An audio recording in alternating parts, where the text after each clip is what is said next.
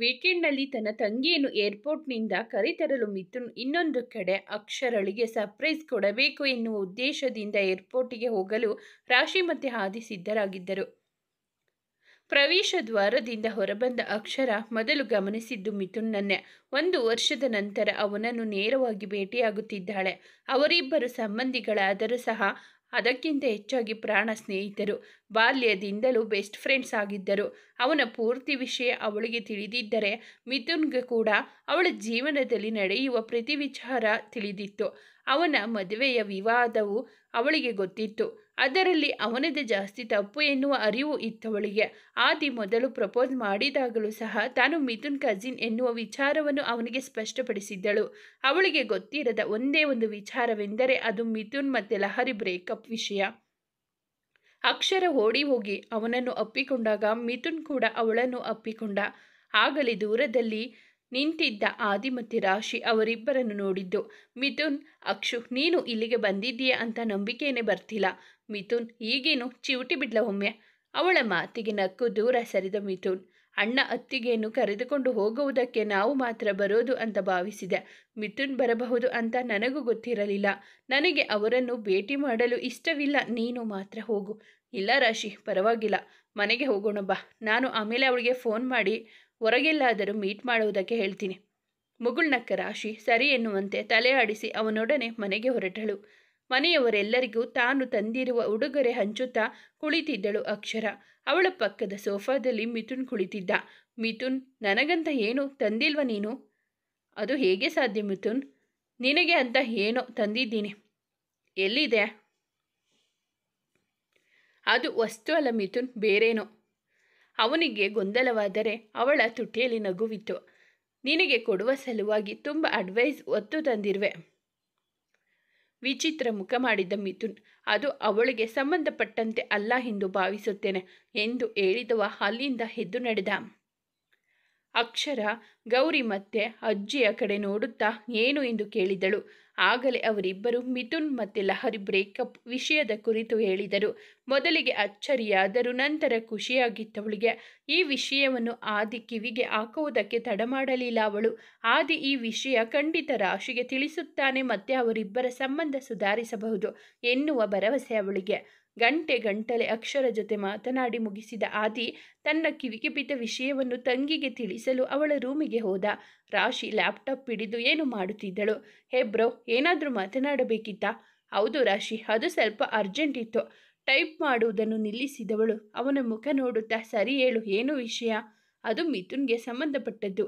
ಅದು ಅವನ ಎಲ್ಲರಿಂದ ಒಂದು ಸತ್ಯ ಮುಚ್ಚಿಟ್ಟಿದ್ದ. ಒಮ್ಮೆ ಉಗುಳಿ ನುಂಗಿಕೊಂಡ ರಾಶಿಗೆ ಭಯವಾಗಿತ್ತು. ಈಗಾಗಲೇ ತಿಳಿದಿರುವುದಕ್ಕಿಂತ ಇನ್ನೂ ಕೆಟ್ಟದಾದ ವಿಷಯ ಇದಾಗಿರಬಹುದಾ ಎಂದು ಭಯವಾಗಿತ್ತವಳಿಗೆ. ಹೇಳು. ಅದು ಲಹರಿ ಮತ್ತು ಮಿಥುನ್ನಿನ ಮದುವೆಯ ರಾತ್ರಿಯೆಂದೇ ಬ್ರೇಕಪ್ ಮಾಡಿಕೊಂಡಿದ್ದಾರಂತೆ. ಅಚ್ಚರಿಯಿಂದ ಕಣ್ಣಗಳಿಸಿ ಅವನನ್ನೇ ನೋಡಿದಳು ರಾಶಿ. ನನಗೆ ಗೊತ್ತು ರಾಶಿ, ನಂಬಲು ಕಷ್ಟವಾದರೂ ಸಹ ಇದೇ ಸತ್ಯ. ಅವನ ಮನೆಯವರಿಗೆ ಇತ್ತೀಚೆಗಷ್ಟೇ ಈ ವಿಷಯ ತಿಳಿದಿದೆ. ಅಕ್ಷರ ಹಾಗೆ ಇವತ್ತು ತಿಳಿದಿದೆ. ತಕ್ಷಣ ನನಗೆ ಫೋನ್ ಮಾಡಿದ್ದಾಳೆ. ಒಮ್ಮೆ ನಿಟ್ಟುಸಿರು ಬಿಟ್ಟ ರಾಶಿ ಮತ್ತೆ ತನ್ನ ಕೆಲಸ ಮುಂದುವರಿಸಿದಳು. ನೀನೇನು ಹೇಳುವುದಿಲ್ವಾ? ಈ ವಿಷಯದ ಕುರಿತು ನಾನು ಕಾಮೆಂಟ್ ಮಾಡಬೇಕು ಅಂತ ನೀನು ಬಯಸ್ತಿದ್ದೀಯಾ? ಸರಿಯಾಗಿದ್ದರೆ ಕೇಳು. ಮಿಥುನ್ನನ್ನು ರೂಮಿನಲ್ಲಿ ಲಹರಿ ಜೊತೆ ನೋಡಿದ ಮೇಲೆ ಏನೇ ನಡೆದಿದ್ದರೂ ಅದಕ್ಕೂ ನನಗೂ ಸಂಬಂಧವಿಲ್ಲ. ನನ್ನ ಪ್ರಕಾರ ನಮ್ಮಿಬ್ಬರ ಮದುವೆ ಆ ಕ್ಷಣವೇ ಅಂತ್ಯವಾಗಿದೆ. ಅವರಿಬ್ಬರು ಈಗ ಜೊತೆಯಾಗಿದ್ದಾರಾ ಅಥವಾ ಬೇರೆ ಬೇರೆ ಇದ್ದಾರಾ ಎನ್ನುವುದು ನನಗೆ ಮ್ಯಾಟರ್ ಆಗುವುದಿಲ್ಲ. ಈಗ ನನಗೆ ಅರ್ಥ ಆಗುತ್ತದೆ. ಆದರೆ ಅವನು 2 ವರ್ಷದಿಂದ ಈ ವಿಷಯ ಯಾಕೆ ಮುಚ್ಚಿಟ್ಟಿದ್ದಾನೆ ಎಂದು ಅರ್ಥವಾಗುತ್ತಿಲ್ಲ ನನಗೆ. ಮತ್ತೇನಕ್ಕೆ ದುರಹಂಕಾರ ಅವರಿಗೆ? ಹೇಗೆ ಬಂದು ಇದನ್ನೆಲ್ಲ ನನ್ನ ಬಳಿ ಹೇಳುತ್ತಾರೆ? ಅವರೆಂದು ಅದನ್ನೆಲ್ಲ ಮಾಡುವುದಿಲ್ಲ. ಹಾಗೆ ನನ್ನನ್ನು ಅವರೆಂದು ಅವರ ಜೀವನದಲ್ಲಿ ಬಯಸಿರಲಿಲ್ಲ, ಲಹರಿಗಿಂತ ಮೊದಲಾಗಲಿ ಅಥವಾ ನಂತರವಾಗಲಿ. ಹಾಗಾಗಿ ಈ ವಿಷಯ ಹೇಳಿಲ್ಲ. ಪರವಾಗಿಲ್ಲ ಬಿಡು, ನನಗೂ ಸಹ ಅವರ ಬಾಳಿನಲ್ಲಿ ಹೋಗಲು ಇಷ್ಟವಿಲ್ಲ. ಈಗಲೂ ಸರಿ, ಆಗಲೂ ಹೌದು. ಈಗ ನಿನ್ನ ಅಹಂಕಾರ ಮಾತಾಡ್ತಿರೋದಾ ಇದು? ಲ್ಯಾಪ್ಟಾಪ್ ಪಕ್ಕಕ್ಕಿಟ್ಟು ನೇರವಾಗಿ ಅವನ ಕಣ್ಣಲ್ಲಿ ಕಣ್ಣಿಟ್ಟು ರಾಶಿ, ಇದೆಲ್ಲ ಮೊದಲೇ ಮುಗಿದು ಹೋಗಿದೆ ನನ್ನ ಪಾಲಿಗೆ. ಅದನ್ನು ಮತ್ತೆ ಪುನರಾರಂಭಿಸಲು ನನಗೆ ಇಷ್ಟವಿಲ್ಲ ಅಣ್ಣ. ನಾನಿವತ್ತು ಹೇಗಿದ್ದೀನೋ ಹಾಗೆ ಸಂತೋಷವಾಗಿದ್ದೀನಿ. ಒಂಟಿಯಾಗಿ ಯಾವ ಜೊತೆಗಾರನೂ ಇಲ್ಲದೆ ಖುಷಿಯಾಗಿ ನೆಮ್ಮದಿಯಿಂದ ಇದ್ದೀನಿ. ಇಡೀ ಜೀವನ ಮಿಥುನ್ ಜೊತೆಗಾಗಲಿ ಅಥವಾ ಬೇರೆ ಯಾವುದೇ ಹುಡುಗನ ಜೊತೆಯಾಗಲಿ ಕಳೆಯಲು ಇಷ್ಟವಿಲ್ಲ ನನಗೆ. ಅರ್ಥ ಆಯ್ತಾ? ಇದರ ಕುರಿತು ನನ್ನೊಡನೆ ಇನ್ನು ಮುಂದೆ ನೀನು ಮಾತನಾಡದೇ ಇರುವುದೇ ಒಳ್ಳೆಯದು. ಸುಮ್ಮನೆ ನನಗೆ ನೋವಾಗುತ್ತದೆ ಅಷ್ಟೆ ಎಂದು ಹೇಳಿದವಳು ಅಲ್ಲಿಂದ ಎದ್ದು ಹೊರಟು ಹೋಗಿದ್ದಳು. ಆದಿಗೆ ನೋವಾಗಿದ್ದು ತಂಗಿಯ ಪರಿಸ್ಥಿತಿ ನೋಡಿ. ಆದರೂ ಅವಳು ಹೇಳುತ್ತಿರುವುದು ಸರಿಯಾಗಿದೆ ಅನಿಸಿತು. ಮಿಥುನ್ ಲಹರಿ ಜೊತೆಗೆ ಈಗ ಸಂಬಂಧ ಹೊಂದಿಲ್ಲ ಎಂದ ಮಾತ್ರಕ್ಕೆ ರಾಶಿ ಅವನ ಬಾಳಿಗೆ ಮರಳಿ ಹೋಗುವುದಿಲ್ಲವಲ್ಲ ಎಂದು ನೆನೆಸಿಕೊಂಡು ನಿಟ್ಟುಸಿರಿಟ್ಟ. ಅಕ್ಷರಾಳನ್ನು ಶಾಪಿಂಗ್ ಸಲುವಾಗಿ ಮಾಲ್ ಒಂದಕ್ಕೆ ಕರೆದೊಯ್ದಿದ್ದ ಮಿಥುನ್. ಅಕ್ಷರ ಬೆಂಗಳೂರಿನಲ್ಲಿ ಜಾಸ್ತಿ ಸಮಯ ಕಳೆಯದೇ ಇರುವುದರಿಂದ ಎಲ್ಲವೂ ಅಪರಿಚಿತವಾಗಿತ್ತು ಅವಳಿಗೆ. ಹಾಗಾಗಿ ಮಿಥುನ್ ಅವಳೊಂದಿಗೆ ಬಂದಿದ್ದ. ಇಬ್ಬರು ಕಾರಿನಲ್ಲಿ ಇರುವಾಗಲೇ ಅಕ್ಷರ ಮಾತು ಶುರು ಮಾಡಿದಳು. ನೀನು ಲಹರಿ ಜೊತೆ ಬ್ರೇಕಪ್ ಮಾಡಿಕೊಂಡಿರುವ ವಿಷಯ ನಿನ್ನ ಹೆಂಡತಿ ಅನಿಸಿಕೊಂಡವರಿಗೆ ಹೇಳಬೇಕು ಅಂತ ಅನಿಸಿಲ್ವಾ? ಏನು ಸಮಸ್ಯೆ ನಿಂದು ಅಕ್ಷು? ನಿನ್ನ ಬಳಿ ಅದೊಂದು ವಿಷಯ ಬಿಟ್ಟು ಮಾತನಾಡುವುದಕ್ಕೆ ಬೇರೇನೂ ಇಲ್ವಾ? ನಿನ್ನೆ ರಾತ್ರಿಯಿಂದ ನಿನಗೆ ಹೇಳ್ತಾನೆ ಇದ್ದೀನಿ, ನನ್ನ ಮದುವೆ ಮತ್ತು ಅದಕ್ಕೆ ಸಂಬಂಧಿಸಿದ ವಿಷಯಗಳ ಕುರಿತು ಮಾತನಾಡುವುದನ್ನು ನಿಲ್ಲಿಸು. ನೀನು ಯಾಕೆ ಹೀಗೆ ನಡೆದುಕೊಳ್ಳುತ್ತಿದ್ದೀಯಾ? ನಿನಗೆ ಚೆನ್ನಾಗಿ ಗೊತ್ತು ಅಕ್ಷರ, ನನಗೆ ಅಂತಹ ಕಮಿಟ್ಮೆಂಟ್ ಮೇಲೆ ಎಷ್ಟು ದ್ವೇಷವಿದೆ ಎಂದು. ಸರಿ, ಆದರೆ ಎಷ್ಟು ಬದಲಾಗುತ್ತದೆ ಅಲ್ವಾ ಮಿತು? ನೀನು ಸಹ ಬದಲಾವಣೆಗೆ ಒಂದು ಅವಕಾಶ ಕೊಡಬೇಕು ಅನಿಸುತ್ತಿಲ್ವ ನಿನಗೆ? ಬಿಡು, ನೀನು ಮಾತನಾಡಬೇಡ ನನ್ನ ಜೊತೆ. ಸುಮ್ಮನೆ ಇಬ್ಬರ ಮೂಡ್ ಸಹ ಹಾಳಾಗುತ್ತದೆ. ಇಬ್ಬರು ಮಾಲ್ ಒಳಗೆ ಹೋಗಿ ಅವಳಿಗೆ ಬೇಕಾದ ವಸ್ತುವನ್ನು ಖರೀದಿಸಿದ ಮೇಲೆ ಕಾಫಿ ಕೆಫೆ ಒಂದರಲ್ಲಿ ಕುಳಿತಿದ್ದರು. ಆದಿ ಮತ್ತು ರಾಶಿ ಕೂಡ ಅದಕ್ಕೆ ಒಳಗಡೆ ಬಂದದ್ದರು. ಅಕ್ಷರಾಳನ್ನು ಅಲ್ಲಿ ನೋಡಿ ಅವಳನ್ನು ಭೇಟಿಯಾಗಲು ಉತ್ಸಾಹಕನಾದ ಆದಿ, ಅಕ್ಷರ ಕೂಡ ಅವರಿಬ್ಬರನ್ನು ನೋಡಿ ಕೈಮಾಡಿ ಕರೆದಳು. ಆದಿ, ರಾಶಿ, ಅಕ್ಷರ ಇಲ್ಲಿದ್ದಾಳೆ, ಹೋಗಿ ಭೇಟಿ ಮಾಡೋಣ ಬಾ. ಮಿಥುನ್ ಸಹ ಅಕ್ಷರಾಳ ಜೊತೆ ಇರುವುದನ್ನು ನೋಡಿದ ರಾಶಿಗೆ ಅವನನ್ನು ಭೇಟಿಯಾಗುವ ಮನಸ್ಸಿರಲಿಲ್ಲ. ಸರಿ, ನೀನು ಹೋಗಿ ಮಾತನಾಡಿಸಿಕೊಂಡು ಬಾ, ನಾನು ಇಲ್ಲೇ ಎಲ್ಲಾದರೂ ಕುಳಿತು ಕಾಯುತ್ತೇನೆ. ರಾಶಿ, ನೀನು ಮಾಡುತ್ತಿರುವುದು ಸರಿಯಿಲ್ಲ, ಬಾ, ಒಂದು ಕಾಫಿ ಕುಡಿಯುವ ಸಮಯ, ಅಷ್ಟರೊಳಗೆ ಏನು ಸಮಸ್ಯೆ ಆಗುವುದಿಲ್ಲ ಎಂದವನು ಅವಳ ಕೈ ಹಿಡಿದುಕೊಂಡು ಅವರಿರುವಲ್ಲಿಗೆ ಹೋದ. ತಕ್ಷಣ ಎದ್ದು ನಿಂತು ಹಾದಿಯನ್ನು ಅಪ್ಪಿಕೊಂಡ ಅಕ್ಷರ ನಂತರ ಮಿಥುನ್ನತ್ತ ತಿರುಗಿ, ಮಿಥು, ನಿನಗಿವನ ಪರಿಚಯ ಇರಬಹುದು, ಆದಿ ನನ್ನ ಬಾಯ್ ಫ್ರೆಂಡ್. ಅವನೊಡನೆ ಕೈಕುಲುಕಿದ ಮಿಥುನ್ ಕುಳಿತುಕೊಳ್ಳುವಂತೆ ಸೂಚಿಸಿದ. ಆದಿ ಅಕ್ಷರ ಪಕ್ಕ ಕುಳಿತುಕೊಂಡಾಗ ಅನಿವಾರ್ಯವಾಗಿ ಮಿಥುನ್ ಪಕ್ಕ ಕುಳಿತುಕೊಂಡಳು ರಾಶಿ. ಇಬ್ಬರಿಗೂ ಇರಿಸುಮುರುಸಾಗಿತ್ತು ಅಕ್ಕಪಕ್ಕದಲ್ಲಿ ಕುಳಿತುಕೊಳ್ಳಲು. ಆದಿ, ಅಕ್ಷರ, ನನ್ನನ್ನು ಮೀಟ್ ಮಾಡುವುದಕ್ಕೆ ಟೈಮ್ ಇಲ್ಲ ಅಂತ ಹೇಳಿದೆ, ನೋಡಿದರೆ ಶಾಪಿಂಗ್ ಮಾಡ್ತಿದ್ದೀಯಾ? ಅಕ್ಷರ, ಏಯ್ ಹೋಗೋ, ನಾನು ಸಂಜೆ ಫೋನ್ ಮಾಡಿ ಹೊರಗೆಲ್ಲಾದರೂ ಮೀಟ್ ಮಾಡೋಣ ಅಂತ ಹೇಳುವವಳಿದ್ದೆ. ಅದಕ್ಕೆ ಮಿಥುನ್ ಜೊತೆ ಸಲ್ವಾರ್ ತೆಗೆದುಕೊಳ್ಳುವುದಕ್ಕೆ ಬಂದಿದ್ದೆ, ಅದನ್ನು ತೊಟ್ಟು ನಿನಗೆ ಸರ್ಪ್ರೈಸ್ ಕೊಡೋಣ ಅಂತಿದ್ದೆ. ನೀನು ನೋಡಿದರೆ ನನ್ನ ಪ್ಲಾನ್ ಎಲ್ಲ ಹಾಳು ಮಾಡಿದೆ. ಒಮ್ಮೆ ಅವರತ್ತ ನೋಡಿದ ರಾಶಿ ಮತ್ತು ಮಿಥುನ್ ಅವರ ಮಾತುಗಳು ರೊಮ್ಯಾಂಟಿಕ್ನತ್ತ ಸಾಗಿದಾಗ ವಿರುದ್ಧ ದಿಕ್ಕಿಗೆ ಮುಖ ಹಾಕಿ ಕುಳಿತರು. ಆದಿ, ಸರಿ, ಹೋಗಿ ನಮಗೆಲ್ಲರಿಗೂ ಕಾಫಿ ತರೋಣ ಬಾ. ಅಕ್ಷರ, ಮಿಥುನ್ಗೆ ಏನು ಬೇಕು ಅಂತ ನನಗೆ ಗೊತ್ತು. ಮತ್ತೆ ರಾಶಿ, ನಿಮಗೇನು ಬೇಕು? ಆದಿ, ಅವಳಿಗೆ ಏನು ಬೇಕು ಅಂತ ನನಗೆ ಗೊತ್ತು ಬಾ ಎಂದಾಗ ಇಬ್ಬರು ರಾಶಿ ಮತ್ತೆ ಎದ್ದು ಹೋದರು. ಅವರು ಹೋದ ಮೇಲೆ ರಾಶಿ ತನ್ನ ಮೊಬೈಲ್ನತ್ತ ನೋಟ ನೆಟ್ಟಳು. ಮಿಥುನ್ ಅವನ ಮೊಬೈಲ್ನಲ್ಲಿ ಮುಖ ಒದಗಿಸಿದ. ಆಗಲೇ ಸುಮಾರು 6-7 ವರ್ಷದ ಹುಡುಗಿ ಒಬ್ಬಳು ತಂದೆ ತಾಯಿಯ ಕೈನಿಂದ ತಪ್ಪಿಸಿಕೊಂಡು ಓಡಿ ಹೋಗುವ ಅವಸರದಲ್ಲಿ ರಾಶಿಯನ್ನು ತಳ್ಳಿಕೊಂಡು ಹೋದಾಗ ರಾಶಿ ಹೋಗಿ ಮಿಥುನ್ ಮೇಲೆ ಬಿದ್ದಳು. ತಕ್ಷಣ ಅವಳನ್ನು ಹಿಡಿದುಕೊಂಡ ಮಿಥುನ್, ಆರ್ ಯು ಓಕೆ ಎಂದು ಪ್ರಶ್ನಿಸಿದ. ಅವನ ಕೈನಿಂದ ಬಿಡಿಸಿಕೊಂಡ ರಾಶಿ ವ್ಯಂಗ್ಯವಾಗಿ, ಇಲ್ಲಿಯವರೆಗೂ ಚೆನ್ನಾಗಿದೆ, ಇಲ್ಲಿಂದ ಹೋಗುವವರೆಗೂ ಹೇಗೋ ಗೊತ್ತಿಲ್ಲ ಎಂದಿದ್ದಳು. ಅವಳ ಮಾತು ಇಷ್ಟವಾಗದೆ ಕುಳಿತಲ್ಲಿಂದ ಎದ್ದು ನಿಂತ ಮಿಥುನ್ ಅಲ್ಲಿಂದ ಹೋಗಲು ಸಿದ್ಧನಾದ. ಆಗಲೇ ಅಕ್ಷರ ಮತ್ತು ಆದಿ ಅಲ್ಲಿಗೆ ಬಂದಿದ್ದರು. ಅಕ್ಷರ, ಮಿಥುನ್, ಎಲ್ಲಿಗೆ ಹೋಗ್ತಿದ್ಯಾ? ನನಗೊಂದು ಮುಖ್ಯವಾದ ಮೀಟಿಂಗ್ ಇದೆ ಅಕ್ಷು, ಮನೆಯಲ್ಲಿ ನಿನ್ನ ಜೊತೆ ಮಾತಾಡ್ತೀನಿ, ಬಾಯ್. ಆದಿ, ಅವಳನ್ನು ಸುರಕ್ಷಿತವಾಗಿ ಮನೆಗೆ ತಲುಪಿಸು. ಅವಳ ಅಂದರೆ ಅಕ್ಷರಾನ? ಒಮ್ಮೆ ರಾಶಿಯತ್ತ ನೋಡಿದ ಮಿಥುನ್, ಹಾಂ ಹೌದು, ಇಲ್ಲಿರುವ ಇನ್ನೊಬ್ಬರಿಗೆ ತಮ್ಮನ್ನು ತಾವು ಹೇಗೆ ರಕ್ಷಿಸಿಕೊಳ್ಳಬೇಕು ಎಂದು ಚೆನ್ನಾಗಿ ತಿಳಿದಿದೆ, ಅವಳಿಗೆ ಅದು ಅಭ್ಯಾಸವಾಗಿ ಹೋಗಿದೆ ಎಂದು ಅಲ್ಲಿಂದ ತೆರಳಿದ. ಮಿಥುನ್ ಹೋದ ಮೇಲೆ ರಾಶಿ ಸಹ ಹೊರಡಲು ಎದ್ದು ನಿಂತು, ಅಕ್ಷರ, ನಿಮ್ಮನ್ನು ಭೇಟಿಯಾಗಿ ಖುಷಿಯಾಯಿತು, ಇನ್ನು ಸ್ವಲ್ಪ ಸಮಯ ನಿಮ್ಮ ಜೊತೆ ಕಳೆಯುತ್ತಿದ್ದೆ, ಆದರೆ ಕೆಲಸವಿರುವುದು ನೆನಪಾಯಿತು, ಬೇರೆ ಯಾವಾಗಲಾದರೂ ಭೇಟಿ ಮಾಡೋಣ, ಬೇಸರ ಮಾಡಿಕೊಳ್ಳಬೇಡಿ. ಅಕ್ಷರ, ಖಂಡಿತ ಇಲ್ಲ, ನಾವು ಮತ್ತೆ ಮತ್ತೆ ಭೇಟಿ ಆಗಲೇಬೇಕಲ್ವಾ? ಅವಳ ಮಾತಿಗೆ ನಸುನಕ್ಕು ಅಪ್ಪುಗೆ ನೀಡಿ ಅಲ್ಲಿಂದ ತೆರಳಿದಳು ರಾಶಿ. ಮಿಥುನ್ ಮಾತು ವ್ಯಂಗ್ಯ ಅವಳ ಮನಸ್ಸಿಗೆ ನೋವುಂಟು ಮಾಡಿತು. ಹಾಗಾಗಿ ನೇರವಾಗಿ ಮನೆಗೆ ಹೋಗಿದ್ದಳು. ತಮ್ಮ ಇಬ್ಬರು ನಡುವಿನ ಸಂಬಂಧ ಎಷ್ಟು ಕೆಟ್ಟು ಹೋಗುವುದಕ್ಕೆ ಅವಳೇ ಕಾರಣ ಎನ್ನುವಂತೆ ಮಾತನಾಡಿ ಅವನದೇನೋ ತಪ್ಪೇ ಇಲ್ಲವೇನೋ ಎನ್ನುವಂತೆ ನಡೆದುಕೊಳ್ಳುವ ಅವನ ನಡೆ ಅಸಹನೀಯವೆನಿಸಿತು. ಆದಿ, ನೋಡಿದ್ಯಾ, ನಾನು ಮೊದಲೇ ಹೇಳಿದ್ದೆ ನಿನಗೆ, ಅವರಿಬ್ಬರ ಜೊತೆಯಾಗಿ ಒಂದೇ ಜಾಗದಲ್ಲಿ ನಿಲ್ಲುವುದಿಲ್ಲ. ಆಗಿರುವಾಗ ಜೊತೆಯಾಗಿ ಬಾಳ್ವೆ ಮಾಡುತ್ತಾರಾ? ಇಬ್ಬರು ಒಬ್ಬರನ್ನೊಬ್ಬರು ದ್ವೇಷ ಮಾಡುತ್ತಿದ್ದಾರೆ. ಅಕ್ಷರ, ನೀನು ಹೇಳುತ್ತಿರುವುದು ಸರಿಯಾಗಿದೆ ಆದಿ. ಆದರೂ ನಾವೇನಾದರೂ ಪ್ರಯತ್ನ ಮಾಡಬಹುದಲ್ವಾ? ತನ್ನ ಗಂಡನನ್ನು ಮೊದಲ ರಾತ್ರಿ ಎಂದು ಆ ಸ್ಥಿತಿಯಲ್ಲಿ ನೋಡಿದ ಯಾವ ಹೆಣ್ಣಿಗಾದರೂ ಸರಿ, ಕ್ಷಮಿಸುವುದಕ್ಕೆ ಮನಸ್ಸು ಬರುವುದಿಲ್ಲ. ಆದರೆ ಅದಕ್ಕಿಂತಲೂ ಕೆಟ್ಟದಾಗಿರುವುದು ಇಷ್ಟವಿರದ ಸಂಬಂಧದಲ್ಲಿ ವರ್ಷಾನುಗಟ್ಟಲೆ ಬಂಧಿಸಲ್ಪಡುವುದು. ಅವರಿಬ್ಬರಿಗೆ ಜೊತೆಯಾಗಿ ಇರುವುದು ಇಷ್ಟವಿಲ್ಲದಿರುವಾಗ ಅಜ್ಜಿ ಮಾಡಿರುವ 10 ವರ್ಷ ಜೊತೆಯಾಗಿರಬೇಕು ಎನ್ನುವ ಒಪ್ಪಂದವನ್ನು ಅಜ್ಜಿ ಹಿಂತೆಗೆದುಕೊಳ್ಳುವುದು ಒಳ್ಳೆಯದಲ್ವಾ? ಅದು ಖಂಡಿತ ಮೋಸ. ಇಬ್ಬರ ಪಾಲಿಗೂ ಕೊನೆ ಪಕ್ಷ ಡೈವರ್ಸ್ ಆದರೂ ದೊರಕುವಂತಿದ್ದರೆ ಇಬ್ಬರು ಅವರವರ ಜೀವನ ನೋಡಿಕೊಳ್ಳುತ್ತಿದ್ದರು. ಆದಿ, ನೀನು ಹೇಳುತ್ತಿರುವುದು ಸರಿಯಾಗಿದೆ. ನೀನು ಯಾಕೆ ಒಮ್ಮೆ ಅಜ್ಜಿಯೊಡನೆ ಮಾತನಾಡಬಾರದು? ಅಕ್ಷರ, ಮಾತಾಡ್ತೀನಿ. ಮತ್ತೆ 2 ದಿನ ಕಳೆದು ಹೋಗಿತ್ತು. ಆಫೀಸ್ನಲ್ಲಿ ಕುಳಿತು ಕೆಲಸ ಮಾಡುತ್ತಿರೋ ಮಿಥುನ್ಗೆ ರಾತ್ರಿ ಮಳೆ ಬರುವ ಸಂಭವವಿದೆ ಅನಿಸಿತು. ಹಾಗೆ ಹವಾಮಾನ ವರದಿಯಲ್ಲಿ ಬಿರುಗಾಳಿ ಸಹಿತ ಮಳೆ ಬರುವ ಸಂಭವವಿದೆ ಎನ್ನುವ ಮುನ್ಸೂಚನೆಯನ್ನು ಓದಿದ. ಹಾಗಾಗಿ ಎಂದಿಗಿಂತ ಜಾಸ್ತಿ ಟ್ರಾಫಿಕ್ ಇರಬಹುದು ಎಂದು ಊಹಿಸಿ ಪ್ರತಿದಿನ ಹೊರಡುವ ನಿಗದಿತ ಸಮಯಕ್ಕಿಂತ ಮುಂಚೆಯೇ ಹೊರಟ. ಕಾರಿನಲ್ಲಿ ಹೊರಟವನಿಗೆ ತಾನು ಪ್ರತಿದಿನ ಹೋಗುವ ದಾರಿ ಸಂಪೂರ್ಣವಾಗಿ ವಾಹನಗಳಿಂದ ತುಂಬಿ ಹೋಗಿರುವುದನ್ನು ಗಮನಿಸಿ ಬದಲಿ ಮಾರ್ಗದಲ್ಲಿ ಹೊರಟ. ಆ ಮಾರ್ಗ ಸ್ವಲ್ಪ ಸುತ್ತಿ ಬಳಸಿ ಹೋಗುವುದಾದರೂ ಸಹ ಟ್ರಾಫಿಕ್ ಜಾಮ್ನಲ್ಲಿ ಸಿಕ್ಕಿ ಹಾಕಿಕೊಳ್ಳುವುದಕ್ಕಿಂತ ಇದೇ ಪರವಾಗಿಲ್ಲ ಅನಿಸಿತು. ಹಾಗೆ ಸಾಗುತ್ತಿರುವಾಗ ಮಾರ್ಗ ಮಧ್ಯದಲ್ಲಿ ರಸ್ತೆಯ ಪಕ್ಕದಲ್ಲಿ ಕಾರು ನಿಲ್ಲಿಸಿ ಲಿಫ್ಟ್ ಕೇಳುತ್ತಿರುವ ಹುಡುಗಿ ಕಣ್ಣಿಗೆ ಬಿದ್ದಿದ್ದಳು. ಸ್ವಲ್ಪ ಸಮೀಪಕ್ಕೆ ಬರುತ್ತಿದ್ದಂತೆ ಅದು ರಾಶಿ ಎಂದು ಅರಿವಾಗಿ ಕಾರು ನಿಲ್ಲಿಸಿ ಕೆಳಗಿಳಿದ. ಅವನನ್ನು ಅಲ್ಲಿ ನೋಡುತ್ತಲೇ ಮುಖ ತಿರುಗಿಸಿಕೊಂಡಳು ರಾಶಿ. ಕಾರತ್ತು ರಾಶಿ, ಮನೆಗೆ ಡ್ರಾಪ್ ಮಾಡ್ತೀನಿ. ನೋ ಥ್ಯಾಂಕ್ಸ್, ನಾನು ಮ್ಯಾನೇಜ್ ಮಾಡ್ಕೊತೀನಿ. ನಿನ್ನ ಕಾರು ಹಾಳಾಗಿದೆ, ಎಲ್ಲರ ಬಳಿ ಲಿಫ್ಟ್ ಕೇಳುತ್ತಿದ್ದೀಯಾ? ಕತ್ತಲಾಗುತ್ತಿದೆ. ಈ ಸಮಯದಲ್ಲಿ ಇಲ್ಲಿ ಹೆಚ್ಚಾಗಿ ಯಾರೂ ಬರುವುದಿಲ್ಲ. ಸುಮ್ಮನೆ ಕಾರತ್ತು. ಯಾಕಿಷ್ಟು ಕಾಳಜಿ ತೋರಿಸ್ತಿದ್ದೀರಾ ಮಿಸ್ಟರ್ ಮಿಥುನ್? ಓಹೋ, ಮರೆತೇ ಬಿಟ್ಟಿದ್ದೆ. ನೀವು ನನ್ನ ಗಂಡ ಅಲ್ವಾ? ನೀವು ನನಗೆ ಕರುಣೆ ತೋರುವ ಅಗತ್ಯ ಇಲ್ಲ. ನನ್ನ ಕೆಲಸ ನಾನೇ ಮಾಡಿಕೊಳ್ಳಬಲ್ಲೆ. ಸುಮ್ಮನೆ ಇಲ್ಲಿಂದ ಹೊರಟು ಹೋಗಿ. ಕೋಪಗೊಂಡ ಮಿಥುನ್, ರಾಶಿಗೆ ಯಾಕಿಷ್ಟು ಅಹಂಕಾರ ಎನ್ನುವ ಪ್ರಶ್ನೆ ಮೂಡದೇ ಇರಲಿಲ್ಲ ಮನದಲ್ಲಿ. ಸರಿ, ನಿನ್ನಿಷ್ಟ. ಇಲ್ಲೇ ನಿಂತಿರು. ಯಾರಾದರೂ ಕೆಟ್ಟ ಗಂಡಸರು ಬಂದು ನಿನ್ನ ಮೇಲೆ ಅಟ್ಯಾಕ್ ಮಾಡಲಿ. ಆಮೇಲೆ ನನ್ನಿಂದ ಯಾಕೆ ಡ್ರಾಪ್ ತೆಗೆದುಕೊಳ್ಳಲಿಲ್ಲ ಅಂತ ಪಶ್ಚಾತ್ತಾಪ ಪಡಬೇಕಾಗುತ್ತದೆ. ಅವನ ಮಾತು ಕೇಳಿ ಉಗುಳು ನುಂಗಿಕೊಂಡ ರಾಶಿಗೆ ಒಳಗೊಳಗೆ ಭಯವಾಯಿತು. ಸುತ್ತಲೂ ಕತ್ತಲು ಆವರಿಸಿತು. ಮತ್ತೆ ರೋಡಿನಲ್ಲಿ ಯಾರ ಕುರುಹು ಇರಲಿಲ್ಲ. ಯಾರ ಬಳಿಯಾದರೂ ಸಹಾಯ ಕೇಳುತ್ತಾ ಇಲ್ಲೇ ನಿಂತಿರಲು ಇದು ಸರಿಯಾದ ಸಮಯವಲ್ಲ ಎಂದುಕೊಂಡವಳ ಫೋನ್ ಸಹ ಕಾರ್ಯನಿರ್ವಹಿಸುತ್ತಿಲ್ಲ. ಹಾಗಾಗಿ ಈ ಬೇರೆ ಯಾರಿಗಾದರೂ ಫೋನ್ ಮಾಡಿ ಬನ್ನಿ ಎಂದು ಹೇಳಲು ಆಗುತ್ತಿಲ್ಲ.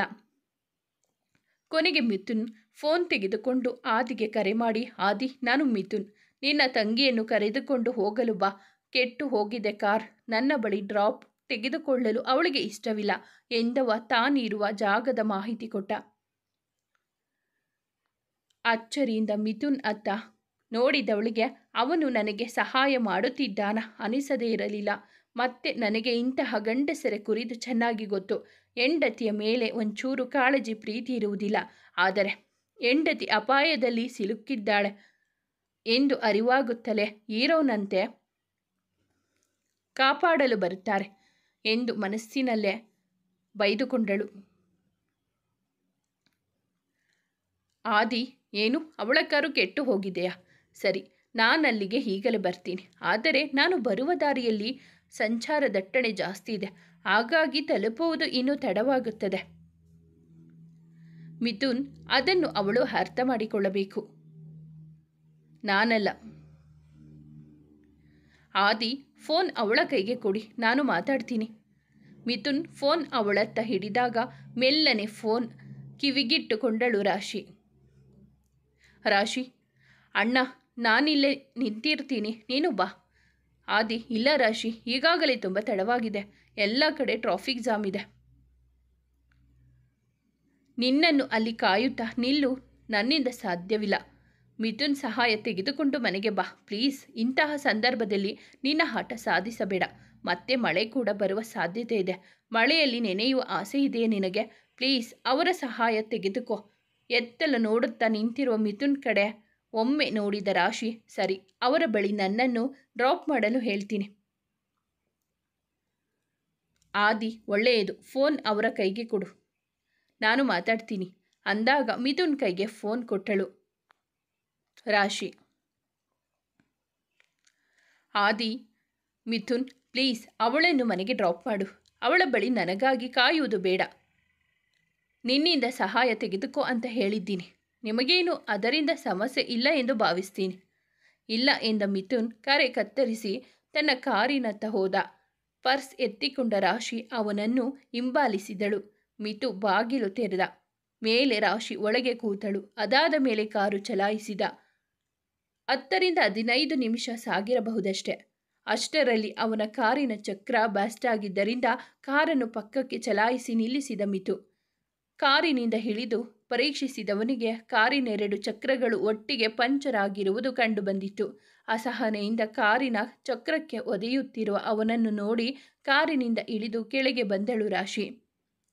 ವೆಲ್ ವೆಲ್ ವೆಲ್ ಬೇರೆಯವರಿಗೆ ಸಹಾಯ ಮಾಡುವ ಮೊದಲು ತಮ್ಮ ವ್ಯವಸ್ಥೆ ಸರಿಯಿದೆಯೇ ಎಂದು ಮೊದಲು ಪರೀಕ್ಷೆ ಮಾಡಿಕೊಂಡಿರಬೇಕು ಕೆಲವರು. ಶಟಪ್, ಇದು ನನ್ನ ತಪ್ಪಲ್ಲ ಆಯ್ತಾ? ವೆಲ್, ಯಾವಾಗ ನಿಮ್ಮ ತಪ್ಪಿನ ಜವಾಬ್ದಾರಿಯನ್ನು ಮನಸ್ಫೂರ್ತಿಯಾಗಿ ಒಪ್ಪಿಕೊಂಡಿದ್ದೀರಾ? ನನಗೆ ಇದೆಲ್ಲ ಗೊತ್ತಿಲ್ಲ. ನೀವು ನನ್ನನ್ನು ಸುರಕ್ಷಿತವಾಗಿ ಮನೆಗೆ ತಲುಪಿಸಬೇಕು ಅಷ್ಟೆ. ಅದಕ್ಕಾಗಿ ನೀವೇನು ಮಾಡ್ತೀರೋ ಅದು ನನಗೆ ಸಂಬಂಧಪಟ್ಟಿಲ್ಲ. ನಾನು ನಿನ್ನ ನೋಟ ಮಾಡುವುದಿಲ್ಲ ಅಂತ ಏನಾದರೂ ಹೇಳಿದ್ದೀನಾ? ಇಲ್ಲ ಅಲ್ವಾ? ಮತ್ತ್ಯಾಕೆ ಅಸಂಬದ್ಧವಾಗಿ ಮಾತಾಡ್ತಿದ್ದೀಯಾ? ಸ್ವಲ್ಪ ಹೊತ್ತು ಸುಮ್ಮನೆ ನಿಲ್ಲು. ನನಗೂ ಆಲೋಚಿಸುವುದಕ್ಕೆ ಸಮಯ ಕೊಡು. ಮುಖ ತಿರುಗಿಸಿದ ರಾಶಿ ಸಮಯ ನೋಡಿಕೊಂಡಾಗ 10 ಗಂಟೆ ಸಮೀಪಿಸುತ್ತಿತ್ತು. ಸರಿ, ನಾನು ಮನೆಗೆ ಫೋನ್ ಮಾಡ್ತೀನಿ. ಅವರು ಬೇರೆ ಯಾವುದಾದರೂ ಕಾರ್ ಕೊಟ್ಟು ಕಳುಹಿಸಬಹುದು. ಉಬ್ಬೇರಿಸಿ ಅವನತ್ತ ನೋಡಿದವಳು, ಏನು ಬೇಕಾದರೂ ಮಾಡಿ, ಅದರಿಂದ ತನಗೇನು ಆಗಬೇಕಿಲ್ಲ ಎನ್ನುವಂತೆ ಮುಖ ಮಾಡಿದಳು. ಫೋನ್ ತೆಗೆದು ಕರೆ ಮಾಡಲು ಪ್ರಯತ್ನಿಸಿದವನಿಗೆ ಸರಿಯಾದ ನೆಟ್ವರ್ಕ್ ಸಿಗದೆ ಫೋನ್ ಹೋಗಲಿಲ್ಲ. ಕೋಪದಿಂದ ಕಾರಿನ ಕೀ ನೆಲಕ್ಕೆ ಅಪ್ಪಳಿಸಿದ. ಅದು ಬಿದ್ದ ಹೊಡೆತಕ್ಕೆ ಒಡೆದು ಹೋಗಿ ಕಾರ್ ಲಾಕ್ ಆಗಿ ಇಬ್ಬರು ಕಾರಿನಿಂದ ಹೊರಗೆ ನಿಲ್ಲುವಂತಾಗಿತ್ತು. ಈಗ ಕಾರಿನ ಒಳಗೆ ಕೂತು ಕಾಯುವುದು ಸಾಧ್ಯವಿಲ್ಲದಂತಾಯಿತು. ವಾವ್ ಮಿಥುನ್, ನಿಮ್ಮಿಂದ ಕೊನೆಯದಾಗಿ ಇದನ್ನೇ ನಿರೀಕ್ಷಿಸಿದ್ದೆ. ನನ್ನ ಕರ್ಮ, ನಿಮ್ಮ ಜೊತೆ ಬಂದಿದ್ದೀನಲ್ಲ. ಅವಳ ಮಾತಿನಿಂದ ಕೋಪ ಬಂದರೂ ನಡೆದುದರಲ್ಲಿ ತನ್ನದೇ ತಪ್ಪಿರುವುದರಿಂದ ಮೌನ ವಹಿಸಿದ ಮಿಥುನ್. ಆಗಲೇ ನಿಧಾನವಾಗಿ ಮಳೆ ಹನಿಯತೊಡಗಿತು. ಆಶ್ರಯ ತೆಗೆದುಕೊಳ್ಳುವುದಕ್ಕೂ ಜಾಗವಿಲ್ಲದಾಗಿತ್ತು. ಅವಳ ಕೈ ಹಿಡಿದುಕೊಂಡ ಮಿಥು ಹತ್ತಿರದಲ್ಲೇ ಇದ್ದ ಗ್ಯಾರೇಜ್ ರೀತಿ ಕಾಣಿಸುತ್ತಿರುವ ಬಿಲ್ಡಿಂಗ್ ಕಡೆ ನಡೆದ. ಅದು ಖಾಲಿಯಾಗಿತ್ತು. ಸಮೀಪದಲ್ಲೆಲ್ಲೂ ಜನರ ಕುರುಹು ಇರಲಿಲ್ಲ. ರಾಶಿ ಅವನ ಕೈಯಿಂದ ತನ್ನ ಕೈ ಬಿಡಿಸಿಕೊಳ್ಳಲು ಪ್ರಯತ್ನಿಸಿದಳಾದರೂ ಅವನ ಹಿಡಿತ ಬಿಗಿಯಾಗಿರುವುದರಿಂದ ಬಿಡಿಸಿಕೊಳ್ಳಲು ಆಗಿರಲಿಲ್ಲ. ಅವನು ಒಳಬಂದ ಮೇಲಷ್ಟೇ ಅವಳ ಕೈ ಬಿಟ್ಟಿದ್ದು. ಸುತ್ತಲೂ ಕತ್ತಲು ಆವರಿಸಿದ್ದರಿಂದ ಹೆದರಿಕೆಯಾಗಿತ್ತು ಅವಳಿಗೆ. ನಾವಿಬ್ಬರು ಇಲ್ಲಿ ಸುರಕ್ಷಿತವಾಗಿ ನಿಲ್ಲಬಹುದು ಎಂದ ಮಿಥು. ನಿಮ್ಮ ಜೊತೆ ಒಂಟಿಯಾಗಿರುವುದು ನನಗೆ ಸುರಕ್ಷಿತವಲ್ಲ ಆಯ್ತಾ ಎಂದಳು ರಾಶಿ. ಪ್ರಶ್ನಾರ್ಥಕವಾಗಿ ಅವಳತ್ತ ನೋಡಿದ ಮಿಥು. ಅಂದರೆ ಏನು ನಿನ್ನ ಮಾತಿನ ಅರ್ಥ? ನನ್ನ ಮಾತು ನಿಮಗೆ ಚೆನ್ನಾಗಿ ಅರ್ಥವಾಗಿದೆ. ಸರಿಯಾಗಿದ್ರೆ ಇಲ್ಲಿಂದ ಹೋಗುವುದಕ್ಕೆ ನಿನ್ನ ಬಳಿ ಬೇರೆ ಏನಾದರೂ ದಾರಿ ಇದೆಯಾ? ಜೋರಾಗಿ ಮಳೆ ಬರುತ್ತಿದೆ. ಮತ್ತೆ ನಮ್ಮ ಬಳಿ ಇದರ ಹೊರತಾಗಿ ಬೇರೆ ಆಶ್ರಯ ಇಲ್ಲ. ಅವನಿಂದ ದೂರ ಸರಿದ ರಾಶಿ ನೆಟ್ವರ್ಕ್ ಸಿಗಬಹುದಾ ಎಂದು ಪರೀಕ್ಷಿಸಿದಳು. ಅಲ್ಲಿಯೂ ನಿರಾಸೆ ಕಾದಿದ್ದವಳಿಗೆ. ಸುತ್ತಲೂ ನೋಡಿದವಳಿಗೆ ಮೂಲೆಯಲ್ಲಿ ಸ್ವಲ್ಪ ಒಣಹುಲ್ಲು, ಕಟ್ಟಿಗೆ ಮತ್ತು ಬೆಂಕಿ ಪೊಟ್ಟಣ ಇರುವುದು ಕಣ್ಣಿಗೆ ಬಿದ್ದಿತ್ತು. ಬೆಂಕಿ ಪೊಟ್ಟಣ ಎತ್ತಿಕೊಂಡು ಸೌದೆಯನ್ನೆಲ್ಲ ಒಟ್ಟುಗೂಡಿಸಿ ಬೆಂಕಿ ಹತ್ತಿಸಲು ಪ್ರಯತ್ನಿಸಿದಳು. ಬೆಳಕು ಮೂಡಿಸಲು ಯತ್ನಿಸುತ್ತಿರುವ ಅವಳ ಪ್ರಯತ್ನ ನೋಡುತ್ತಾ ನಿಂತಿದ್ದ ಮಿಥುಗೆ ಕಟ್ಟಿಗೆ ಒದ್ದೆ ಆಗಿರುವುದರಿಂದ ಹತ್ತಿಕೊಳ್ಳುತ್ತಿಲ್ಲ ಎಂದು ಅರ್ಥವಾಯಿತು. ಅದು ಒದ್ದೆಯಾಗಿದೆ, ಹಾಗಾಗಿ ಬೆಂಕಿ ತಗುಲುವುದಿಲ್ಲ. ತನ್ನ ಪ್ರಯತ್ನವನ್ನು ಅಲ್ಲಿಗೆ ನಿಲ್ಲಿಸಿದ ರಾಶಿ ಮತ್ತೆ ಏನನ್ನು ಹುಡುಕಾಡಿದಳು. ಈಗೇನು ಹುಡುಕುತ್ತಿದ್ದೀಯಾ? ನಿಮಗದು ಬೇಡ. ನಿಮಗೆ ಮಾಡಲಾಗದೆ ಇರುವುದನ್ನು ನಾನು ಮಾಡಬಲ್ಲೆ. ಏನು? ನಾನು ಇಲ್ಲಿ ಎಲ್ಲಾದರೂ ಲಾರ್ಟನ್ ಇರಬಹುದಾ ಅಂತ ಹುಡುಕುತ್ತಿದ್ದೀನಿ. ಓಹೋ, ಈ ಜಾಗದಲ್ಲಿ ಅದೆಲ್ಲ ಸಿಗುತ್ತಾ ನಿನಗೆ? ನಾನು ಆಲೋಚಿಸುತ್ತಾ ನಿಲ್ಲುವುದಿಲ್ಲ, ನಾನು ಹುಡುಕ್ತೀನಿ. ಹೌದಾ? ಅವಳ ಹುಡುಕಾಟಕ್ಕೆ ಜಯ ಸಿಕ್ಕಿದಾಗ ಖುಷಿಯಿಂದ ಲಾರ್ಟನ್ ಎತ್ತಿ ಅವನಿಗೆ ತೋರಿಸಿದಳು. ಸರಿ, ಅದಕ್ಕೆ ಎಣ್ಣೆ ಎಲ್ಲಿಂದ ತರ್ತೀಯಾ ಎಂದವನ ಪ್ರಶ್ನೆಗೆ ಅವಳ ಮುಖ ಸಪ್ಪಗಾಗಿತ್ತು. ತಲೆ ತಗ್ಗಿಸಿ ನಿಂತವಳನ್ನು ನೋಡಿ ಬೇಸರವಾಯಿತು. ಮಿಥುನ್ಗೆ ಪುಟ್ಟ ಹುಡುಗಿ ಆಗನಿಸಿತು. ಅವಳನ್ನು ನೋಡಿ ಅವನಿಗೆ ಮೊದಲಿಗೆ ವಾದ ಮಾಡಿದವಳು ನಂತರ ತನ್ನ ಪಾಯಿಂಟ್ ಪ್ರೂವ್ ಮಾಡಲು ಯತ್ನಿಸಿದಳು. ನಂತರ ತಾನು ಸೋಲುತ್ತೇನೆ ಅನಿಸಿದಾಗ ಮುಖ ಊದಿಸಿಕೊಂಡು ನಿಂತಿದ್ದಾಳೆ.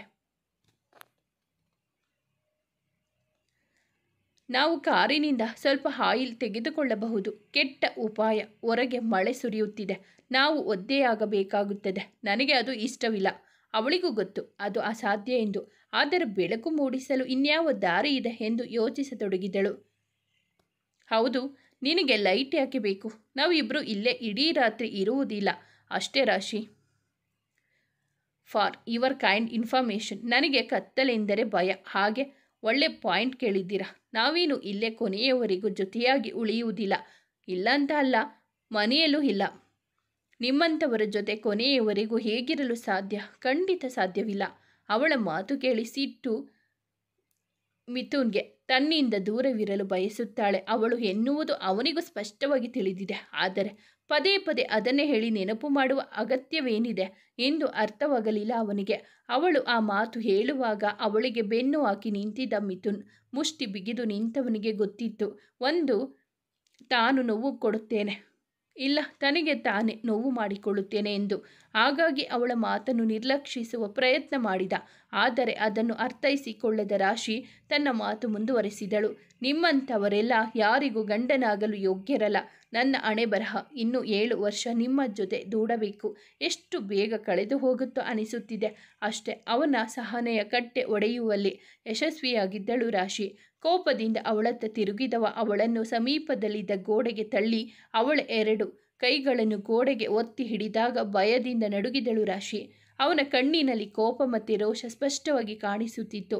ತಾನು ಅಷ್ಟೊಂದು ಮಾತನಾಡಿದೆನಾ ಎಂದುಕೊಂಡವಳ ಮನ ಭಯದಿಂದ ನಡುಗುತ್ತಿತ್ತು.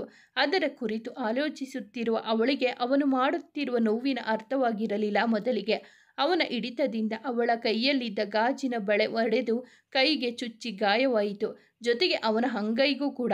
ಆದರೆ ಅವರಿಬ್ಬರ ಮನಸ್ಸಿನಲ್ಲಿದ್ದ ನೋವಿಗಿಂತ ಈ ದೈಹಿಕವಾದ ನೋವು ಇಬ್ಬರಿಗೂ ಹೆಚ್ಚಳವಾಗಿತ್ತು. ಇಬ್ಬರ ಮುಖವು ಒಬ್ಬರ ಉಸಿರು ಒಬ್ಬರಿಗೆ ಸೋಕುವಷ್ಟು ಸನಿಹವಿತ್ತು. ನಾನು ಲಹರಿ ಜೊತೆ ಮೊದಲೇ ಬ್ರೇಕಪ್ ಮಾಡಿಕೊಂಡಿದ್ದೇನೆ ಅಂತ ನಿನಗೂ ಚೆನ್ನಾಗಿ ತಿಳಿದಿದೆ ರಾಶಿ. ಅದೇ ರಾತ್ರಿ ಅವಳೊಂದಿಗೆ ಸಂಬಂಧ ಕಳೆದುಕೊಂಡಿದ್ದೇನೆ. ಆದರೆ ನನಗೆ ಚುಚ್ಚಿ ಮಾತನಾಡುವ ಒಂದು ಅವಕಾಶವನ್ನು ನೀನು ಬಿಡುವುದಿಲ್ಲ ಅಲ್ವಾ? ಯಾಕೆ ರಾಶಿ? ನೀನು ಯಾಕೆ ನಿನ್ನ ಪರದೆಯೊಳಗೆ ಇದ್ದರೆ ಒಳ್ಳೆಯದು. ನೀವು ಅವಳ ಜೊತೆ ಬ್ರೇಕಪ್ ಮಾಡಿಕೊಂಡರೆ ಎನ್ನುವ ಕಾರಣಕ್ಕೆ ನಿಮ್ಮ ಕುರಿತು ನನ್ನ ಮನಸ್ಸು ಮೃದುವಾಗಬೇಕು ಅಂತ ಏನೂ ಇಲ್ಲವಲ್ಲ. ಮತ್ತೇಕೆ ಅವಳು ಯಾವಾಗಲೂ ನಿಮ್ಮ ಜೊತೆ ಇರುತ್ತಾಳೆ, ಬೆಕ್ಕಿನ ಮರಿಯಂತೆ. ನೀವು ಎಲ್ಲೇ ಹೋದರೂ ಅಲ್ಲಿಗೆಲ್ಲ ಹಿಂಬಾಲಿಸಿಕೊಂಡು ಬರುತ್ತಾಳೆ. ಅಥವಾ ಜೊತೆಗೆ ಬ್ರೇಕಪ್ ಮಾಡಿಕೊಂಡಿದ್ದೀರಿ ಅಂತ ಭಾವಿಸಿಕೊಳ್ಳಲ್ಲ. ನಿಮ್ಮಿಬ್ಬರ ನಡುವಿನ ದೈಹಿಕ ಸಂಬಂಧ ಇನ್ನೂ ಮುಂದುವರೆದಿದೆಯಾ? ಅವಳ ಜೊತೆ ಇನ್ನೂ ಮುಂದುವರಿಯಬೇಕು ಅಂತಿದ್ದರೆ ಅದನ್ನೇ ಮಾಡುತ್ತಿದ್ದೆ ರಾಶಿ. ಅವಳ ಜೊತೆ ನಾನೇನು ಮಾಡ್ತಿದ್ದೀನಿ ಅಂತ ನೀನು ಹೇಗೆ ಯೋಚಿಸಿದರೂ ನಾನು ಕೇರ್ ಮಾಡುವುದಿಲ್ಲ. ಆದರೂ ಅರ್ಥವಿಲ್ಲದ ನಿನ್ನ ಕೆಲವೊಂದು ಅನುಮಾನಗಳಿಗೆ ಉತ್ತರ ಕೊಡುತ್ತೇನೆ, ಕೇಳಿಸಿಕೊ. ಮೊದಲನೆಯದು, ಅವಳು ಯಾವಾಗಲೂ ನನ್ನ ಜೊತೆ ಕಾಣಿಸಿಕೊಳ್ಳುವುದು ಯಾಕಂದರೆ ಅವಳು ನನ್ನ ಕಂಪನಿಯ ಮಾಡೆಲ್. ಹಾಗಾಗಿ ನನಗೆ ಆಹ್ವಾನವಿರುವ ಹೆಚ್ಚಿನ ಎಲ್ಲ ಪಾರ್ಟಿಗಳಿಗೂ ಅವಳಿಗೂ ಆಹ್ವಾನ ಇದ್ದೇ ಇರುತ್ತದೆ. ಎರಡನೆಯದು, ಆ ರೀತಿ ಪಬ್ಬಲ್ಲಿ ನಾನು ಅವಳ ಜೊತೆ ಸ್ವಲ್ಪ ಜಾಸ್ತಿಯೇ ಸನಿಹ ಡ್ಯಾನ್ಸ್ ಮಾಡಿದ್ದು ನೀನು ನೋಡಿದ್ದೀಯ ಅಂತ ನನಗೆ ಗೊತ್ತು. ಹಾಗೆ ಬೇಕಂತಲೇ ಮಾಡಿದ್ದು ನಾನು. ನೀನು ಆ ಶಕ್ತಿಯ ಜೊತೆಗೆ ಒಳಗೆ ಬರುತ್ತಿರುವುದನ್ನು ನಾನು ನೋಡಿದೆ.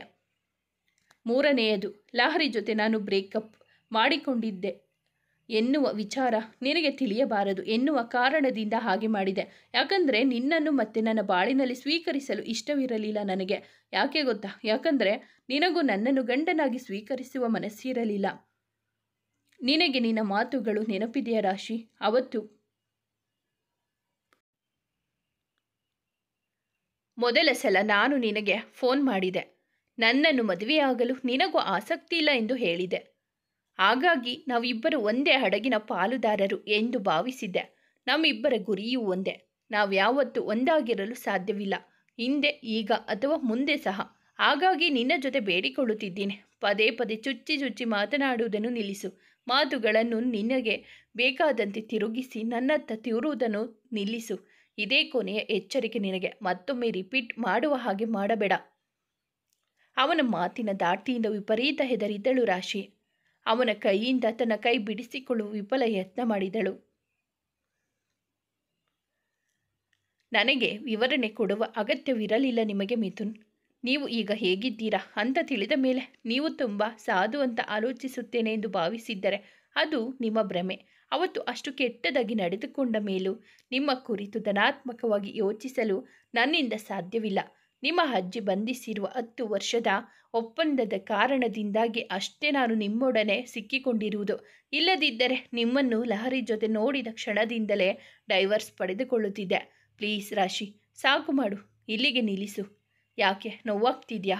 ನಿಮ್ಮನ್ನು ಆ ರೀತಿ ನೋಡಿ ನನಗೆ ಎಷ್ಟು ನೋವಾಗಿರಬಹುದು ಅಂತ ಊಹಿಸಲು ಸಾಧ್ಯವಿದೆಯಾ ನಿಮ್ಮಿಂದ? ಇಲ್ಲ ಮಿಥುನ್, ಆ ರಾತ್ರಿ ನಾನು ಎಷ್ಟು ನೋವು ಅನುಭವಿಸಿದೆ ಎಂದು ನಿಮಗೆ ಎಂದು ಅರ್ಥವಾಗುವುದಿಲ್ಲ.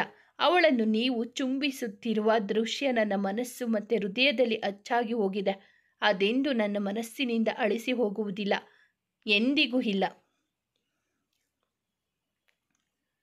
ನಿಲ್ಸು ಅಂದೆ ರಾಶಿ. ಯಾಕೆ ಮಿಥುನ್? ಒಂದು ವೇಳೆ ಅದೇ ದಿನ ರಾತ್ರಿ ಒಬ್ಬ ಗಂಡಸಿನ ಜೊತೆ ನಾನು ಮುದ್ದಾಡುತ್ತಾ ಹಾಸಿಗೆಯಲ್ಲಿದ್ದಿದ್ದರೆ ನಿಮ್ಮ ಪ್ರತಿಕ್ರಿಯೆ ಹೇಗೆ ಇರುತ್ತಿತ್ತು? ಅವಳ ಮಾತಿಗೆ ಮೌನವಾದ ಮಿಥುನ್ ಅವಳನ್ನೇ ದಿಟ್ಟಿಸಿದ. ಅವಳ ಕಣ್ಣಿಂದ ಜಾರಿದ ಕಂಬನಿ ಕೆನ್ನೆ ತೋಯಿಸುತ್ತಿತ್ತು. ಒಂದು ವೇಳೆ ನೀವಿದ್ದ ಜಾಗದಲ್ಲಿ ನಾನಿದ್ದಿದ್ದರೆ ನೀವು ಯಾವತ್ತೂ ನನ್ನನ್ನು ಮನ್ನಿಸುತ್ತಿರಲಿಲ್ಲ ಮಿಥುನ್. ಆದರೆ ನಿಮ್ಮನ್ನು ನೋಡಿ ನಿಮಗೆ ತಪ್ಪು ಮಾಡಿದ್ದೇನೆ ಎನ್ನುವ ಸಣ್ಣ ಪಶ್ಚಾತ್ತಾಪವೂ ಇಲ್ಲ. ಇನ್ಫ್ಯಾಕ್ಟ್ ನೀವಿನ್ನೂ ಯಾಕೆ ಹಾಗೆ ಇದ್ದೀರಿ ಎನ್ನುವುದಕ್ಕೆ ಕಾರಣ ಕೊಡುತ್ತಿದ್ದೀರಿ. ಇವಾಗ ಸಹ ನೀವು ಹೀಗೆ ಇರ್ತೀರಾ ಎಂದು ಊಹಿಸಿದ್ದೆ ನಾನು. ಆದರೆ ನೀವು ಇಷ್ಟು ಕಠಿಣ ಹೃದಯದವರು. ಒಂದು ಮುಗ್ಧ ಹುಡುಗಿಗೆ ನೋವು ಕೊಟ್ಟಿದ್ದೇನೆ ಎನ್ನುವ ಅರಿವಾದರೂ ಇದೆಯಾ ನಿಮಗೆ? ನಿಮ್ಮನ್ನು ನೋಡಿದರೆ ಪಾಪ ಅನಿಸುತ್ತಿದೆ. ಯಾರಾದರೂ ನಿಮಗೆ ತಪ್ಪು ಮಾಡಿದ ಮೇಲೆ ಕ್ಷಮೆ ಕೇಳಬೇಕು ಎನ್ನುವುದನ್ನು ಕಲಿಸಿದ್ದಿದ್ದರೆ ಚೆನ್ನಾಗಿರುತ್ತಿತ್ತು. ಅವಳ ಮೇಲಿನ ಹಿಡಿತ ಸಡಿಲಗೊಳಿಸಿದ ಮಿಥುನ್ ಕೊನೆಗೂ ಅವಳ ಕೈ ಬಿಟ್ಟ. ಆದರೂ ನಿಂತಲ್ಲಿಂದ ಕದಲಲಿಲ್ಲ. ಅವನು ಅವಳನ್ನೇ ದಿಟ್ಟಿಸುತ್ತಿದ್ದರೆ ರಾಶಿಯ ನೋಟವು ಅವನ ಮುಖದ ಮೇಲೆಯೇ ಇತ್ತು. ಅವನ ಹಿಡಿತ ಹೋಗುತ್ತಲೇ ಅಲ್ಲಿಂದ ಹೋಗಬೇಕೆಂದುಕೊಂಡವಳನ್ನು ಮತ್ತೆ ತಡೆದಿದ್ದ ಮಿಥುನ್. ಮತ್ತೆ ಅವಳ 2 ಕೈಗಳನ್ನು ಗೋಡೆಗೆ ಬಂಧಿಸಿದವನು ಅವಳ ತುಟಿಯತ್ತ ಬಾಗಿದಾಗ ಅಚ್ಚರಿಯಿಂದ ದಿಟ್ಟಿಸಿದಳು ರಾಶಿ. ಅವನೇನು ಮಾಡಲು ಹೊರಟಿದ್ದಾನೆ ಎಂದು ಅರಿವಾಗುತ್ತಲೇ ಅವಳ ಉಸಿರಾಟ ಏರುಪೇರಾಗಿತ್ತು. ಅವಳ ಕೈಗಳನ್ನು ಬಿಟ್ಟ ಮಿಥುನ್ ಅವಳು ಕದಲದಂತೆ ಗೋಡೆಯ 2 ಕಡೆ ತನ್ನ ಕೈಗಳನ್ನು ಇಟ್ಟಿದ್ದ. ಅವಳ ಕೈ ಈಗ ಸ್ವತಂತ್ರವಾಗಿದ್ದರೂ ಅವನನ್ನು ತಡೆಯಲು ಪ್ರಯತ್ನ ಮಾಡಲಿಲ್ಲ. ಅವಳು ಕಣ್ಣು ಮುಚ್ಚಿ ನಿಂತಿದ್ದವಳ ಕಣ್ಣಿನಿಂದ ಇನ್ನಷ್ಟು ಕಣ್ಣೀರು ಜಾರಿತು. ಅವಳ ಕಣ್ಣೀರು ಒರೆಸಿ ಹಣೆಗೆ ಮುತ್ತಿಟ್ಟಾಗ ಅವನನ್ನಲ್ಲೇ ತಡೆಯುವ ಮನಸ್ಸಾಗಿತ್ತು ಅವಳಿಗೆ. ರಾಶಿಯ ಕಿವಿಯತ್ತ ಬಾಗಿದ ಮಿಥುನ್, ಐ ಆಮ್ ಸಾರಿ ರಾಶಿ, ರಿಯಲಿ ವೆರಿ ವೆರಿ ಸಾರಿ ಎಂದ. ತಕ್ಷಣ ಶಾಕ್ನಿಂದ ಕಣ್ ತೆರೆದಳು ರಾಶಿ. ಅವನಿನ್ನು ಅವಳ ಮುಖದತ್ತ ಬಾಗಿ ನಿಂತಿದ್ದ. ಅವನ ಉಸಿರು ಅವಳ ತುಟಿಗಳನ್ನು ಸೋಕುತ್ತಿದ್ದರೆ ಅವನ ನೋಟವೆಲ್ಲ ಅವಳ ಕಂಬನಿ ತುಂಬಿದ ಕಣ್ಣು ಮೇಲಿತ್ತು. ಆಗಲೇ ಜೋರಾಗಿ ಸಿಡಿಲು ಬಡಿದಾಗ ಭಯದಿಂದ ಬೆಚ್ಚಿ ಮಿಥುನ್ನನ್ನೇ ಬಿಗಿದಪ್ಪಿಕೊಂಡಳು ರಾಶಿ. ಅವಳನ್ನು ಹಿಂತಿರುಗಿ ಅಪ್ಪಿಕೊಳ್ಳುವ ಮನಸ್ಸಾದರೂ ಹಾಗೆ ಮಾಡಲು ಹೋಗಲಿಲ್ಲ ಮಿಥುನ್. ತನ್ನ ಮನಸ್ಸಿನೊಳಗೆ ಉದಿಸುತ್ತಿರುವ ಹೊಸ ಭಾವನೆಗಳನ್ನು ನಿಯಂತ್ರಿಸಿಕೊಂಡವನಿಗೆ ಗೊತ್ತು ಅದು ತಪ್ಪೆಂದು. ಅವಳಿಗೆ ತಾನು ಮುಟ್ಟಿದರೆ ಇಷ್ಟವಾಗುವುದಿಲ್ಲ. ಅವಳ ಮುಗ್ಧ ಮನಕ್ಕೆ ತಾನೆಷ್ಟು ನೋವು ಕೊಟ್ಟಿರುವೆ ಎನ್ನುವ ಅರಿವಿದೆ ಅವನಿಗೆ. ಈ ಸಮಸ್ಯೆಯನ್ನು ಬಗೆಹರಿಸಲು ಏನಾದರೂ ದಾರಿ ಇದೆಯಾ? ಭವಿಷ್ಯ ಇಲ್ಲ ಎಂದುಕೊಂಡವನಿಗೆ ಮುಂದೆ ತಾನೇನು ಮಾಡಬೇಕು ಎಂದು ಅರ್ಥವಾಯಿತು. ತಮ್ಮಿಬ್ಬರಿಗೂ ಅದೇ ಒಳ್ಳೆಯದು ಎಂದುಕೊಂಡವ ಅದೇ ಸರಿಯಾದ ನಿರ್ಧಾರ ಎನ್ನುವ ನಿರ್ಣಯಕ್ಕೆ ಬಂದ. ಎಲ್ಲ ಮರೆತು ಅವಳನ್ನು ಸ್ವತಂತ್ರಗೊಳಿಸುವ ತೀರ್ಮಾನಕ್ಕೆ ಬಂದಿದ್ದ ಮಿಥುನ್. ಆಗ ಮಾತ್ರ ಅವಳು ಸ್ವತಂತ್ರವಾಗಿ ತನ್ನ ಜೀವನ ಕಟ್ಟಿಕೊಳ್ಳಬಲ್ಲಳು, ಮತ್ತೆ ಕಳೆದು ಹೋದ ಖುಷಿಯನ್ನು ಮರಳಿ ಪಡೆಯಬಲ್ಲಳು ಎಂದುಕೊಂಡ. ಹೊರಗಡೆ ಮಳೆ ಜೋರಾಗಿ ಸುರಿಯತೊಡಗಿತು. ಮಿಥುನ್ನನ್ನು ಅಪ್ಪಿಕೊಂಡೇ ನಿಂತಿದ್ದ ರಾಶಿಗೆ ಸ್ವಲ್ಪ ಸಮಯದ ನಂತರ ತಾನು ಏನು ಮಾಡುತ್ತಿರುವೆ ಎಂದು ಅರಿವಾಗಿ ಹಿಂದೆ ಸರಿದು ನಿಂತಳು. ಅವನ ಮುಖ ನೋಡಲು ಇಚ್ಛಿಸದೆ ಅವನಿಗೆ ಬೆನ್ನು ಹಾಕಿ ನಿಂತವಳ ಉಸಿರಾಟ ಲಯ ತಪ್ಪಿತು. ಚಳಿಯಿಂದ ನಡುಗುತ್ತಿದ್ದಳು ಬೇರೆ. ಅದನ್ನು ನೋಡಿದ ಮಿಥುನ್ ಕೋಟ್ ಬಿಚ್ಚಿ ಅವಳತ್ತ ಚಾಚಿದ. ಅದನ್ನು ತೆಗೆದುಕೊಳ್ಳಲು ನಿರಾಕರಿಸಿದ ರಾಶಿ ಇನ್ನಷ್ಟು ಹಿಂದೆ ಸರಿದು ನಿಂತಳು. ಮತ್ತೆ ಮತ್ತೆ ಅವಳು ತೋರುವ ನಿರಾಕರಣೆಯಿಂದ ಅವನಿಗೆ ಸಮಾಧಾನವಾಗಿದ್ದ ಸುಳ್ಳಲ್ಲ. ಕೋಟನ್ನು ಅಲ್ಲೇ ಎಸೆದವನು ಗ್ಯಾರೇಜಿಂದ ಹೊರಬಂದು ಮಳೆಯಲ್ಲಿ ನಿಂತ. ಅವನು ಮಳೆಯಲ್ಲಿ ನೆನೆಯುತ್ತಿರುವುದನ್ನು ರಾಶಿ ಸಹ ಗಮನಿಸಿದಳು. ಮಿಥುನ್ ತನ್ನ ಕಂಬನಿಯನ್ನು ಅವಳಿಂದ ಮುಚ್ಚಿಡುವ ಸಲುವಾಗಿ ಮಳೆಯಲ್ಲಿ ನಿಂತಿದ್ದ. ಪಶ್ಚಾತ್ತಾಪದ ಕಣ್ಣೀರು. ಮಿಥುನ್ ಹಿಂದೆ ತಾನು ಮಾಡಿದ ಕಾರ್ಯಕ್ಕೆ ನಿಜವಾಗಿ ಪಶ್ಚಾತ್ತಾಪ ಪಡುತ್ತಿದ್ದ. ಮಳೆಯ ನೀರು ಕಣ್ಣೀರನ್ನು ಅಳಿಸಿಕೊಂಡು ಹೋಗುವುದರಿಂದ ಅವಳಿಗೆ ಗೊತ್ತಾಗುವುದಿಲ್ಲ ಎಂದು ತಿಳಿದಿತ್ತು ಅವನಿಗೆ. ಆದರೆ ಅವನ ಆಲೋಚನೆ ತಪ್ಪಾಗಿತ್ತು. ಅವಳಿಗೂ ಗೊತ್ತಿದೆ ಅವನು ಯಾಕೆ ಹೊರಗೆ ಹೋಗಿದ್ದಾನೆಂದು. ಎಲ್ಲವೂ ಅರ್ಥವಾಗುತ್ತಿತ್ತು ರಾಶಿಗೆ. ಅವರಿಬ್ಬರ ಹೃದಯಗಳು ಬೆಸೆಯದಿದ್ದರೆ ಏನಂತೆ? ಅವನ ಮನಸ್ಸನ್ನು ಸ್ಪಷ್ಟವಾಗಿ ಓದಬಲ್ಲಳು ಅವಳು. ಚಳಿಯಿಂದ ತಪ್ಪಿಸಿಕೊಳ್ಳುವ ಸಲುವಾಗಿ ಅಲ್ಲೇ ಕುಳಿತು ಮಂಡಿಯಲ್ಲಿ ಎದೆಗಪ್ಪಿಕೊಂಡು ಕಣ್ಮುಚ್ಚಿದಳು. ಹೆಚ್ಚು ಕಡಿಮೆ 1 ಗಂಟೆಯ ನಂತರ ಒಳಬಂದ ಮಿಥುನ್ ಕಣ್ಣು ಮುಚ್ಚಿ ಕುಳಿತಿರುವವಳನ್ನು ನೋಡಿದ. ಅವಳು ನಿದ್ರೆ ಮಾಡುತ್ತಿದ್ದಾಳ ಅಥವಾ ಪ್ರಜ್ಞೆ ತಪ್ಪಿದ್ದಾಳ ಎಂದು ಗೊತ್ತಾಗಲಿಲ್ಲ ಅವನಿಗೆ. ಕೈ ಗಾಯವಾಗಿ ರಕ್ತ ಸುರಿಯುತ್ತಿರುವುದನ್ನು ಗಮನಿಸಿ ಬೆಚ್ಚಿದ. ಮತ್ತೆ ಅವಳಿಗೆ ಹಿಂಸೆ ಕೊಟ್ಟೆ ಎಂದುಕೊಂಡವ ತಟ್ಟನೆ ಅವಳ ಮುಂದೆ ಮೊಣಕಾಲೂರಿ ಕುಳಿತು ಅವಳ ಕೆನ್ನೆಯನ್ನು ನಿಧಾನವಾಗಿ ಉಜ್ಜಿದ. ರಾಶಿ, ಹೇಳು ರಾಶಿ, ನಿನಗೇನು ಆಗಿಲ್ಲ ಅಲ್ವಾ ಎನ್ನುತ್ತಾ ಅವಳನ್ನು ಹೇಳಿಸುವ ಪ್ರಯತ್ನ ಮಾಡಿದ. ಆದರೆ ಅವಳು ಕುಳಿತಲ್ಲಿಂದ ಅಲ್ಲಾಡಲಿಲ್ಲ. ಅವಳ ಮೈಯೆಲ್ಲ ತಣ್ಣಗಾಗಿತ್ತು. ಪ್ರಜ್ಞೆ ತಪ್ಪಿದ್ದಳು ರಾಶಿ. ಮುಂದುವರೆಯುವುದು. ಸ್ನೇಹಿತರೆ, ಈ ಕಥೆ ನಿಮಗೆ ಇಷ್ಟವಾಗಿದ್ದರೆ ದಯವಿಟ್ಟು ಒಂದು ಲೈಕ್ ಮಾಡಿ, ನಮ್ಮ ಚಾನಲನ್ನು ಸಬ್ಸ್ಕ್ರೈಬ್ ಆಗಿ ಪಕ್ಕದಲ್ಲಿರುವ ಬೆಲ್ ಬಟನ್ ಕ್ಲಿಕ್ ಮಾಡಿ, ನಿಮ್ಮ ಫ್ರೆಂಡ್ಸ್ ಆ್ಯಂಡ್ ಫ್ಯಾಮಿಲಿಗೆ ಈ ಕಥೆಯನ್ನು ಶೇರ್ ಮಾಡಿ. ನಿಮ್ಮ ಅನಿಸಿಕೆ ಅಭಿಪ್ರಾಯವನ್ನು ಕಾಮೆಂಟಲ್ಲಿ ತಿಳಿಸಿ. ಕಥೆಯನ್ನು ಕೇಳಿದ್ದಕ್ಕಾಗಿ ಧನ್ಯವಾದಗಳು.